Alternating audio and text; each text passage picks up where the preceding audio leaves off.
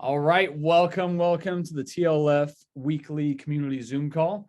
We got some new faces on here, Kelly, Chris, and Megan. They all started their programs this week on Monday, so we're 3 days into it right now. So I'm excited to see our first check-in today. U3 is going to be tomorrow.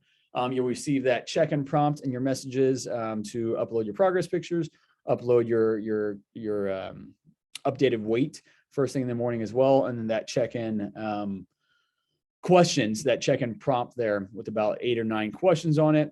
So with that, obviously if you don't have time to in the morning to go ahead and submit that stuff, then just whenever you have time to on Thursday or Friday before noon. I always ask to try to get it in before then so I can get back to you as soon as possible. But anyway, friends, welcome to it. So today we are talking about being selfish and how this pertains to health and fitness, and when it's okay and when it's not okay to be selfish and things of that nature. So, how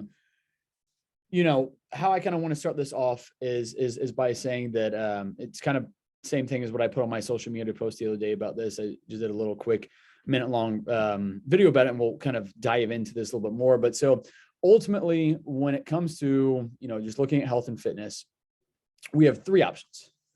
And really one of them kind of falls, or 2 of them kind of fall into the same boat. So option number 1 is you can be a little bit of selfish with your time in terms of taking the time out of your day to make sure that you are your best you. So that could be, going to the gym. That could be getting up and going on a nice walk. That could be, going grocery shopping and meal prepping and doing those things that you need to be doing. It could be starting your morning with a good, healthy, just mindful morning routine, whether that's going on a walk or it's journaling. It could be meditation, whatever the case is for it. Another way that you can be selfish with this is at bedtime, making sure you have a good bedtime routine that you don't really allow to get messed up too many times, unless it's just completely out of your control.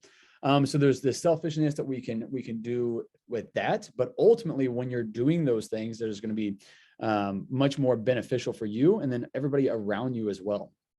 I know that if you're constantly struggling with low energy, if your confidence is in the gutter, if your gut health is out of whack and you're not digesting foods properly and you're constantly bloated or you have constant stomach aches, if you have constant migraines, that could be a hormonal dysfunction that is leading to those migraines. So if you're not taking care of some of these things, then you're being selfish in a different way, because now you're not giving yourself, you're not giving yourself, you're not giving anybody else the best version of you. So, talking about prioritizing you, and we'll kind of come back to this, is while it can be selfish, it's also going to be the best for you, and it's going to be what's best for everybody around you as well, and your longevity and everything else with it. So again, we'll kind of come back to that one and dive into it a little bit more. And then the second version of this is you can be selfish in the form of you're going to spend more quality time. You're not going to have all these, meal prepping times you got to carve out of your day and your weekend or your weeks or whatever the case is. You don't need to go carve out time for the gym because it's not a priority to you. So you might have a little bit more time with your friends and family and loved ones and things like that. You're not having to say no to going out to dinner because you're just down to go out to dinner all the time or go out to lunch. It could be with your coworkers. I know me as a teacher, it could be spending time up in the teacher's lounge, when every day is a different excuse for a different potluck for a different reason to have snack foods in the school setting, in the office setting, or whatever the case is. It's food brings everybody together, and that can be one of the difficult lifestyle factors of making this change. And that's why it's always about, finding balance, and there's a time, there's a place for everything. But so ultimately, you can be selfish in the form of not doing what you need to be doing for your body and for your health. And again, it might not be immediately that everybody sees the negative downfalls to that, but it could very, very well be down the road. For instance, my family all the time growing up, they were always there for all the different, family celebrations and things like that. However, the day-to-day, the controllable things in their life, they never control. They were not going to the gym. My grandma's a great example of this. She didn't exercise a whole lot. She had a horrific diet. Her water intake consisted of Coca-Cola 3 or 4 times a day. I don't think I ever saw her finish an actual glass of water ever my entire life. If she had a glass of water, I'd be like, "Grandma, you drinking that water?" And she's like, "Yeah, I am." And she'd take the smallest sip possible. much less than an infant, I feel like, would drink. But and say, yep, I'm drinking my water. I'm like, no, you're not. That's nothing. But so, ultimately my point in saying this stuff is that while we don't look at that usually as being selfish, it is selfish, because then my grandma ends up taking 20 to 30 years off her life, and health going downhill super, super fast there at the end of her life. And there was no reason for that to happen. That was all self-induced issues that came about from that. So while she wasn't being selfish with her time and things of that nature growing up, and that's fantastic, so we had that quality time, but then I lose, 20 years of what I could have with her. I mean, we bought this house we live in now primarily because it was 5 minutes down the road from my grandma's house, actually less than that. And as soon as we move in here, her health deteriorates rapidly, and she ends up passing away 9 months later. And I never got to, I thought I was moving in right down the road from her and he's going to be able to see her every day, see her every weekend. And instead I got like 2 months of that maybe. And there's no reason why that should have happened. Again, it was all lifestyle induced choices. And so we don't usually look at that as a selfish thing, but it is a selfish thing. She should want to be around a lot longer, and she wasn't because of those choices. But ultimately that kind of starts now for all of us. The choices we're making now, they're going to be selfish in one way or another. It could be immediately selfish and us making the time for our health and for, our just overall mind, body, spirit, and all that stuff right now. Or we can push that stuff off to the side and close our eyes to it until it becomes a really big issue. And then we don't really have a handle on it.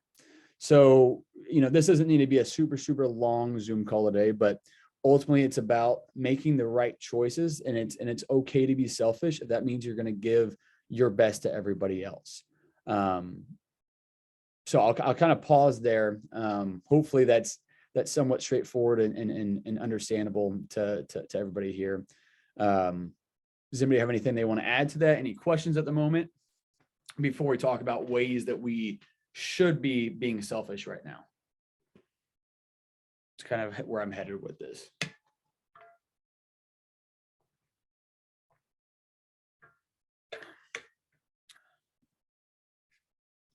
And it viewed prioritizing health in that perspective, like jipping yourself and others from years together potentially. Yeah. So Chris is saying here on the chat that she hadn't really viewed it as kind of being selfish when you're not prioritizing your health.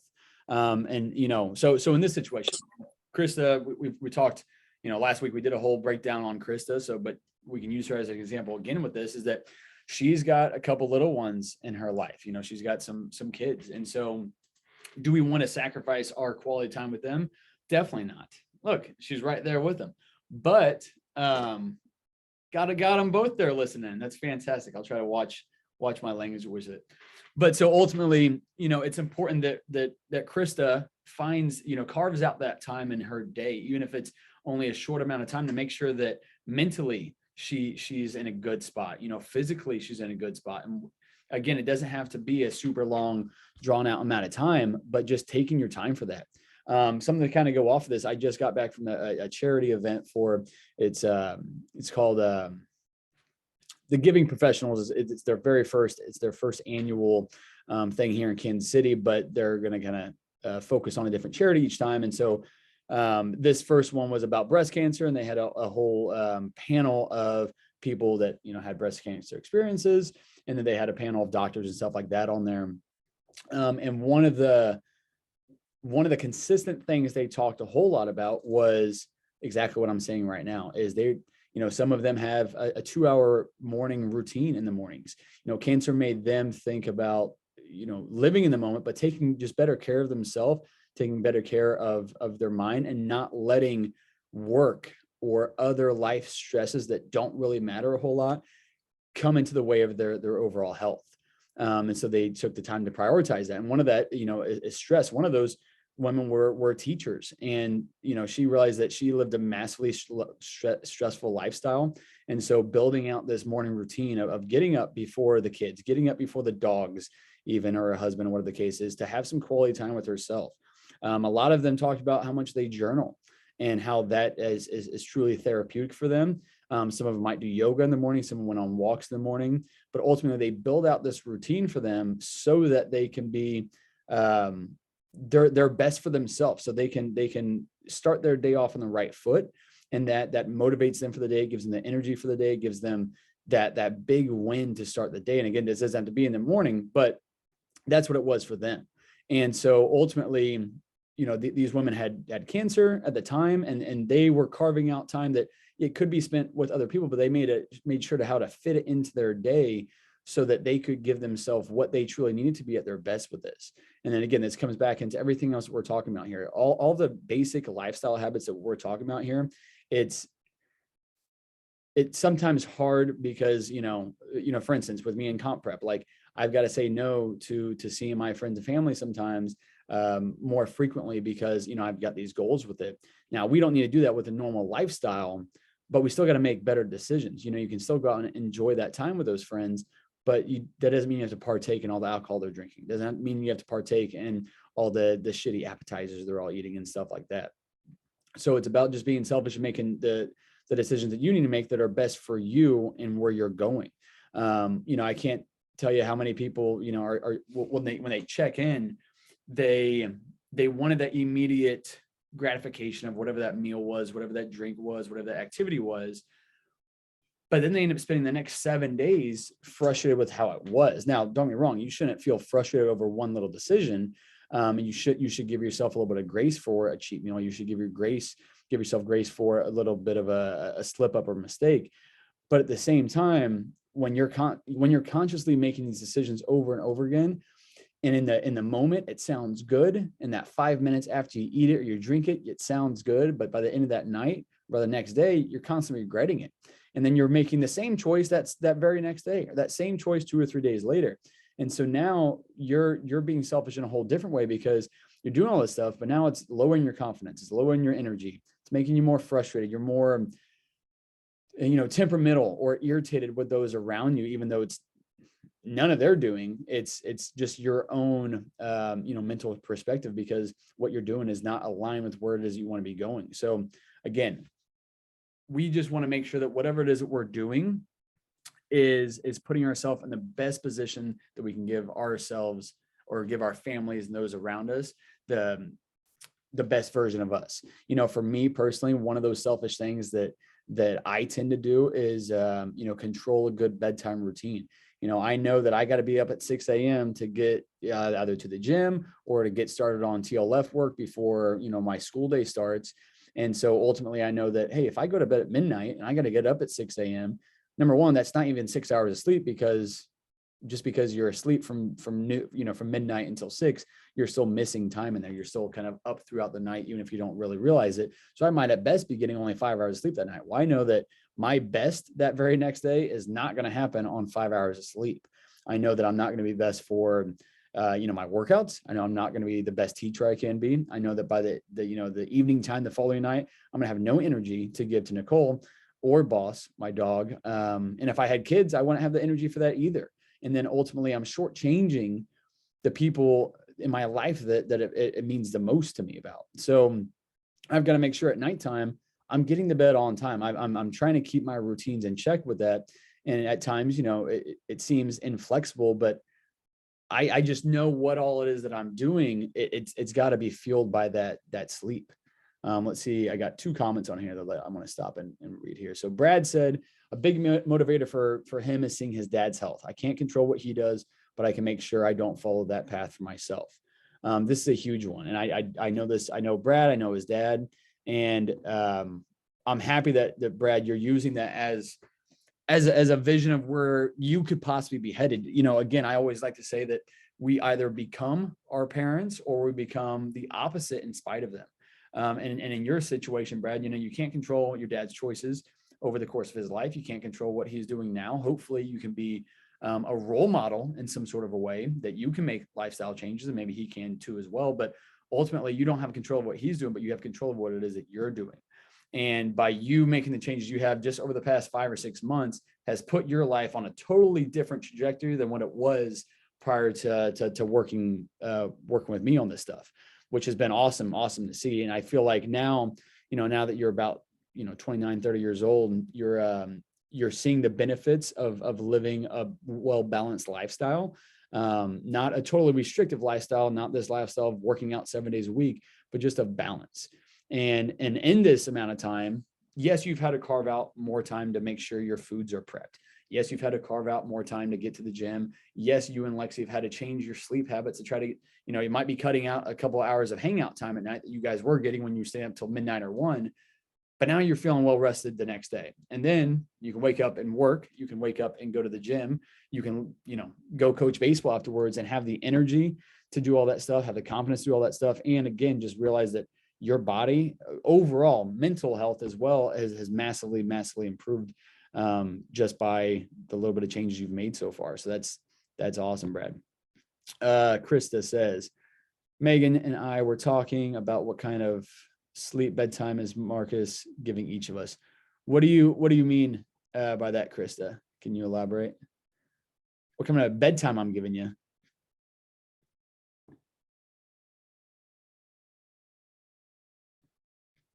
Krista might not have heard me right there. Krista, if you hear me, get back to me on that one, because I just want to make sure that I'm addressing that correct. Oh, there we go. Oh, like how the reminder, how improved our sleep.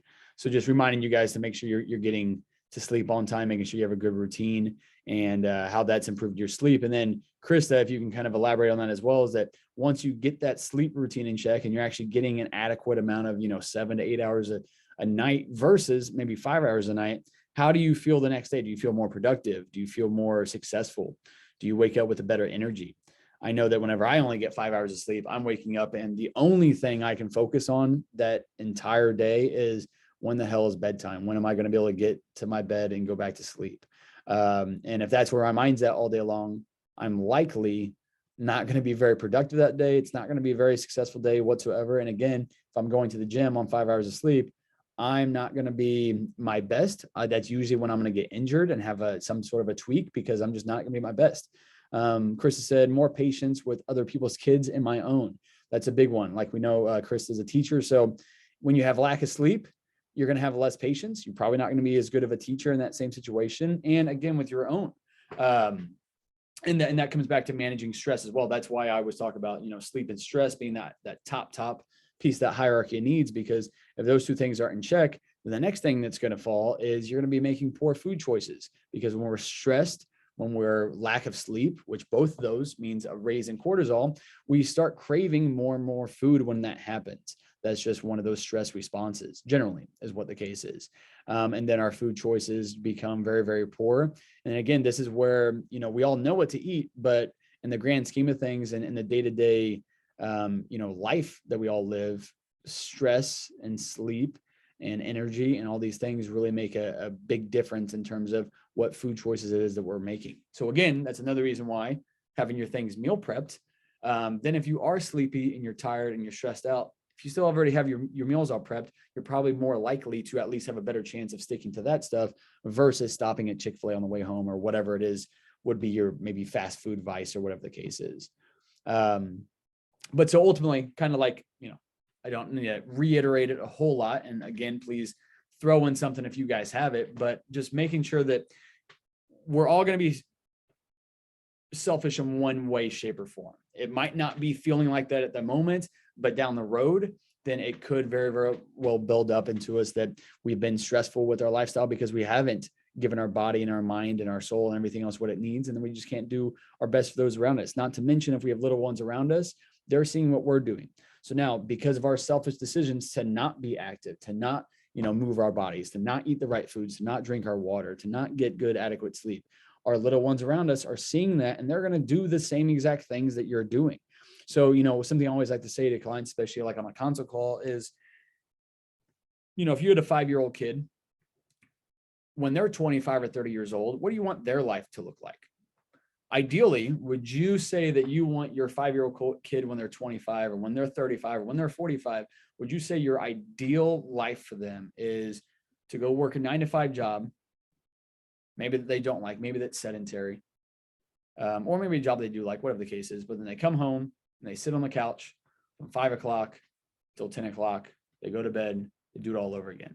When they're sitting on the bed or on the couch from 5 to 10, they're just eating chips, they're eating cookies, they're eating whatever sounds good, they're ordering pizza on a Thursday night, getting tacos on a Tuesday night because tacos is Tuesdays are Taco Tuesdays, you got spaghetti another night.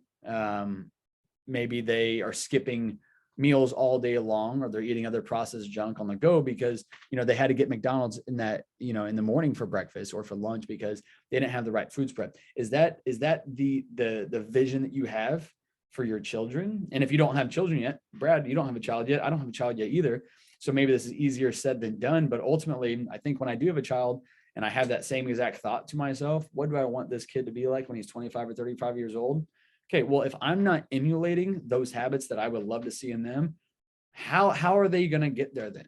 Where are they getting this education from? They're not teaching this stuff in school. I do, because I'm a hell of a PE teacher, not to brag about myself here, but that's what I'm talking about with my kids, even much more than the exercise part of things, because they're kids, they're having fun in PE anyway. But I know they're not getting the adequate education when it comes to nutrition, when it comes to just other lifestyle habits as well. So I'm hammering that home to hopefully make sure that at least one person in their life is doing this stuff for them. And one person could be their Superman or their role model, but we should want to be that same exact, role model for our kids so that they can grow up to be just like us. So again, we're doing a disservice if we're not living a healthier lifestyle, both for ourselves and as role models for our children as well. And not to mention your friends and your family as well. I know that just because of my lifestyle, it's allowed me to make an impact on Brad, who's one of my best friends, on multiple other friends that I've helped over the years as well with this. I feel like the company we keep is kind of who we become as well. So the more you guys focus on this stuff, the more you improve your overall health and your mindset and your habits and your routines and the way that you can prioritize things, the way you can balance things. This is all something that other people will recognize, and if they're hating on it, then they're probably not a very good friend of yours when it comes down to it. If they're going to hate on you being your healthiest version of you. But anyway, again, I don't need to keep going back in circles on this stuff, friends.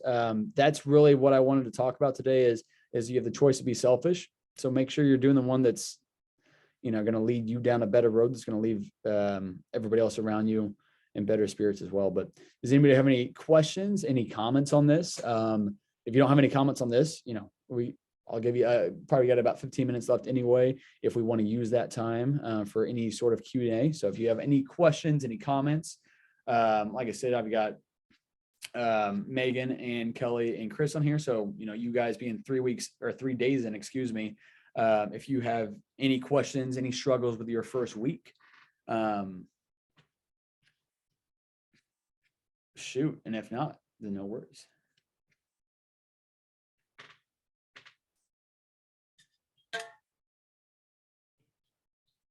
Hopefully with this Zoom call, just something that's just pointing out to you is that it's okay to sacrifice a little bit of time for the betterment of yourself.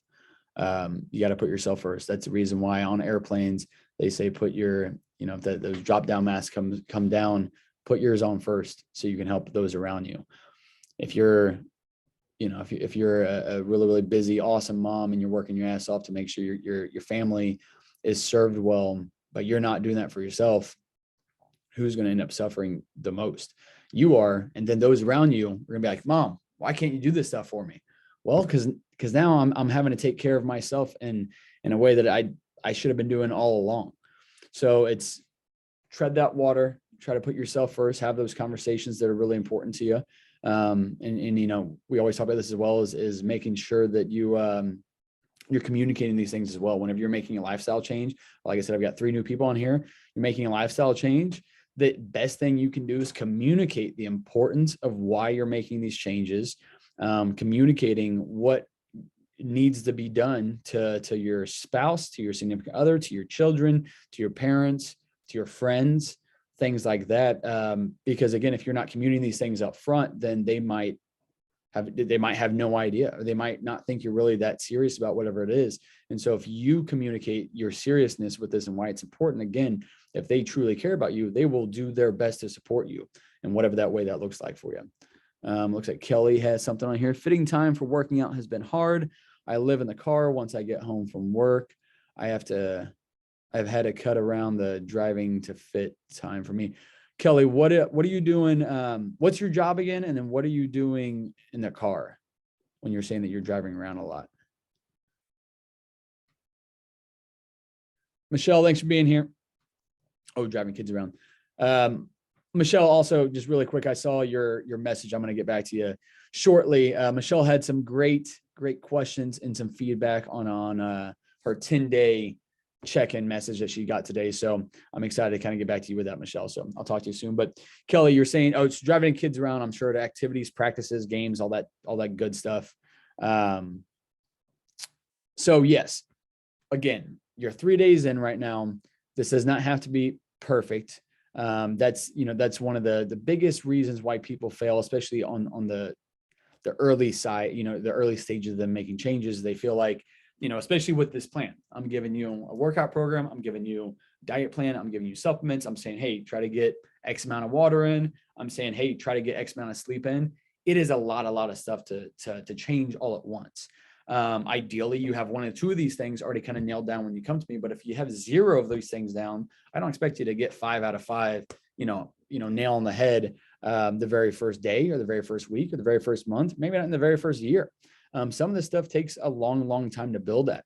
It's usually easiest to start with really one, just focus. What is the number one thing you need to focus? That's why I always talk about that hierarchy of needs, starting with sleep and stress. Try to nail those things down. Once those things are nailed down, then really focus on nutrition. But so ultimately for you, Kelly, trying to get that exercise in, you've got a busy days.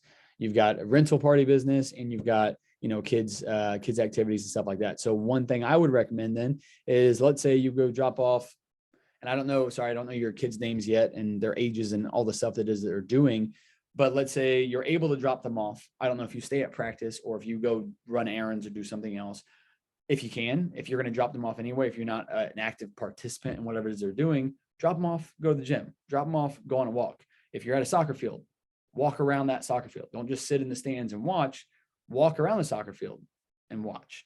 Those are some easy things to do with that stuff. So just get your steps in for the day, even if you can't get a good workout in.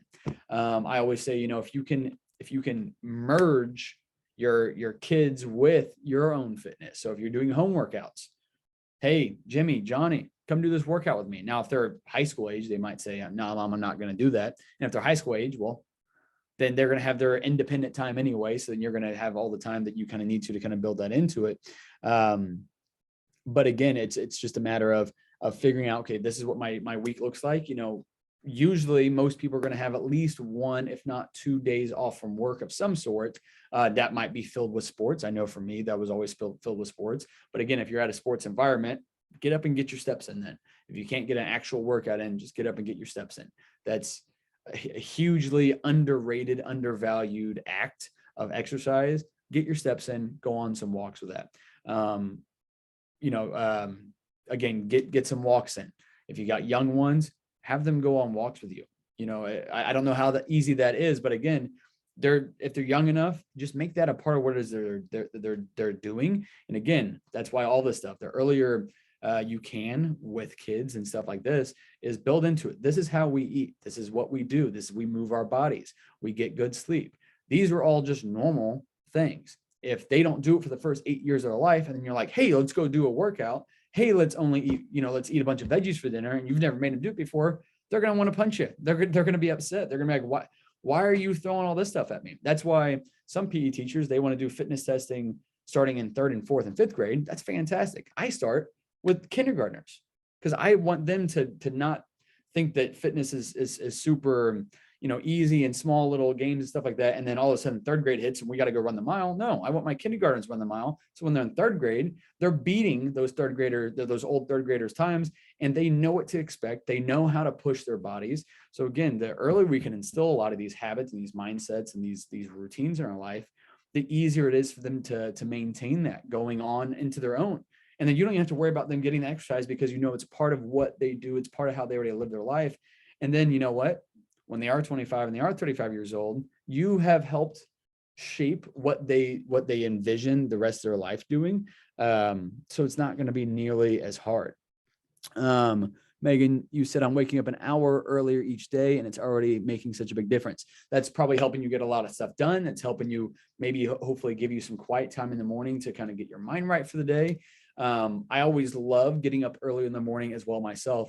But what that means, though, and this is the hardest part to waking up earlier each day, while I love it, I love getting a lot of stuff done, or I love, having quality time to myself in the morning before the world really gets going. But you got to make sure you're getting to bed at a decent enough time as well. And then, okay, walking and eating. Perfect. So you're getting up and you're going on a walk and you're eating your food. That's a great start to your day, Megan. And that's also, whenever you go on that walk, it's putting you in that parasympathetic mode, which is the rest and digest phase. So usually what most people do is they wake up and they rush, get out the door, slam down a protein shake or slam down a meal or get something, eat in the car as you're going. Well, if you're in that constant rush state, you're not going to digest that food very well. It's probably going to lead to more bloating. It's going to lead to other digestive issues. And again, your cortisol is just up first thing in the morning, and it's just staying up all throughout the entire day. So starting your day off with a nice low stress routine like that is key. But again, that still means, though, making sure that bedtime routine is on point so you can still get your quality amount of sleep at nighttime. Chris has said, I'm realizing that it's easier to keep working out than stop and climb uphill and weights again, etc. I'm finally lifting again. Love to hear that. It's been a long time coming, but you've been able to tread water and conquer all the things you could control. And that's huge. And that's why you're in the position you are. So that's great. Oh my gosh, I'm so sore and lifting way lighter than I was 6 months ago. Now, Chris, again, you just had a baby. Give yourself some grace for that. And you've crushed it and you've lost 50 pounds since the baby. So you're doing absolutely amazing things. But for the average person that didn't just have a baby, it's always so much easier, whatever the lifestyle habit is that we're talking about, whether it's exercise, it's eating right, it's sleeping right, it's all these things. Whatever it is that we're doing, it's so much easier to tread water and to maintain and maybe just give 60% of our best effort on some of these things for an extended period of time versus, well, it's the busy season. I guess I'm going to lose all my nutrition habits. Holidays are coming up. My wife works retail. Point being is that it's the busiest time of her year. She could just fully let go of all of her sleep habits. She could fully just say, screw it, nutrition wise. She could fully say, screw it on the exercise side of things. And boom, that's 2 or 3 months off of all these things. Well, then how do you think she's going to feel come January if she just let everything go like that? Probably not going to feel too good. So it's always much easier to go from maybe training 4 days a week and working out 4 days a week. It's much easier to just go 2 days a week. If that's all your time, that's all your schedule can allow, get you those 2 workouts in. Just because you can't get 4 doesn't mean you need to get 0. If you can't get 4, get in 3. If you can't get in 3, get in 2. If you can't get in any, go on a walk. Just get your steps in for the day. Get a stand-up desk if you work a sedentary job. Get a little bike pedaler underneath your desk. Find some sort of way to build that in. Whenever you go to the grocery store, park in the very, very back. Yeah, it's annoying. Nobody wants to do it, but get your damn steps in. Find a way to make some of this stuff happen, even in the hardest times, the worst of times. And that allows you then to not fall way, way, way behind and have to build back up. And that's one of the biggest things that I feel like a lot of people, they'll see amazing results like 1 or 2 times, but then they'll lose it all for whatever the reason is, whether it was too restrictive a diet. I made a post on this as well today. We lose a lot of progress. Well, then you see this giant mountain, like you just fell all the way down that mountain. And now you're looking back up like, I was up there. Now I got to get way back up there. That was hard work the first time I got to do it. And now I'm 5 years older than what I was the last time I got up the hill. Well, it's going to be a lot harder for you. And it's going to be a lot harder knowing that you were there and you lost it. But ultimately, it's always so much easier to maintain and tread water than it is to lose it and regain it, lose it and regain it, lose and regain it. Again, I always talk about momentum with this stuff. If we're pushing up a boulder up a hill, and that boulder is your healthy lifestyle changes, it's your workouts, it's your nutrition, it's your sleep, it's your overall confidence and your energy and everything that you're feeling about yourself. It's this boulder, and you keep pushing up, and the higher you push it up, obviously the better you feel, the better you look, the more solidified all these habits are. Well, then you know what? You hit a little obstacle, you hit a little bump in the road. Is it easier just to sit there and hold that boulder, or to get so tired that you just step out of the way, watch it roll all the way down the hill, and then go catch back up and then push it back up and make all that same progress that you just made? And now you're 10 times more tired because you just worked your ass off to get it halfway up that hill. It's always much easier just to hold it there, put a little peg there, put a little rock there or something that's going to keep it supported, and just tread water. Just maintain for a little bit, catch your breath, and then keep pushing it up. It's much easier to do that than it is to keep watching that boulder fall back down the hill and have to redo it. And this is the yo-yo approach. This is crash dieting and intense exercise and unsustainable habits, or unsustainable changes, short-term changes, not habits, that are short-lived because they're not sustainable, or your mindset's not sustainable, whatever the case is. And then you end up saying, screw it, and you go back to your old lifestyle habits. Or maybe you did all that hard work for, 8 weeks to 12 weeks because you're going on a cruise. You go to the cruise, you eat whatever, you drink whatever, normal. You're on a cruise, you enjoying yourself, you just worked hard for all that, fantastic. But then you come back and you step on the scale and you're up 5 pounds or 10 pounds. And now you allow one bad week of that cruise to turn into 2 or 3 bad weeks. And now you're up 15 or 20 pounds. Maybe you gain back all the weight that you lost in the first place. And again, you're just back in that same exact yo-yo pattern. You're back in that boulder falling all the way down the hill. And now you got to pick it back up and keep on going. And the problem is that most people don't watch it roll down just a couple feet and they run back down and get behind it. That would be you going on that cruise. It rolls down a little bit, but as soon as you get back from the cruise, you catch up before it gets down to the bottom of the hill. So now you gain 5 pounds. Okay. Drink a lot of water, get your food back on point, get back to your workouts. Boom. You lost that 5 pounds within the first week. But most people, they just watch it roll all the way down the hill. Now you gain all that weight back. Now you got to redo it all. Don't let the boulder roll all the way down the hill. Brad said, what's helped me is understanding that I don't have to be perfect with the plan. If I have a slip, so that's exactly what I'm talking about right now. If I have a slip or life happens, you just get back to it the next day. The longer I do this, the more excited I get for check-ins, lifting and making progress. The habits I'm building have been huge. And then he says, well, you just said everything I typed. So that's funny that we both come on the same page with that. But yes, exactly. Brad that was exactly how he worded it, is just understanding that you have a slip, life happens, you go to a wedding, whatever happens, you get sick a little bit, and you get back to it the very next meal. That next meal might be that night. Maybe I made a bad choice at lunch today. Well, that doesn't mean I need to make a bad choice at dinner. That doesn't mean I need to have dessert because this day is a trashed anyway. What I just did for lunch, it's all right. It's not a big deal. Even if I made an atrocious decision, I can still have quality protein at dinner time. I can still have a protein shake before bed or whatever the case is.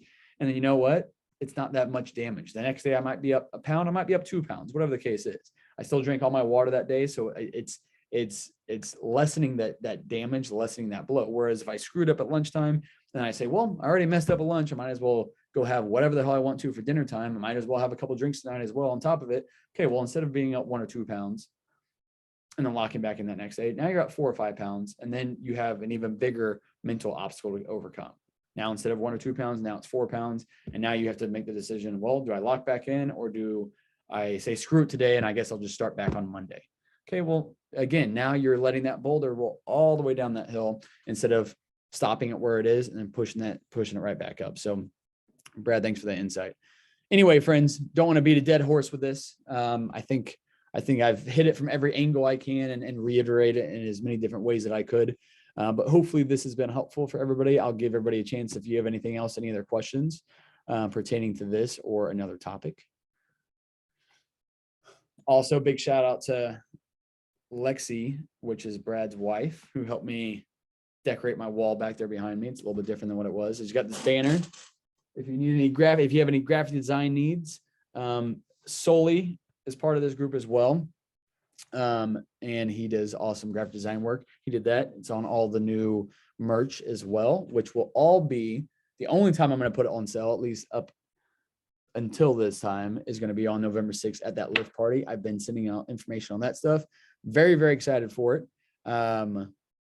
And yeah, we're going to be doing a meet and greet that Tuesday or that Wednesday prior here on Zoom. So it'll be just a quick little introduction, who you are, what do you do, that type of stuff. If you don't want to do it, I understand it. I hate that stuff at school, but I think it would be a good time to do a meet and greet Zoom call prior to doing our lift, our TLF lift party at Body Shop on November 6th from 9 to 11 a.m.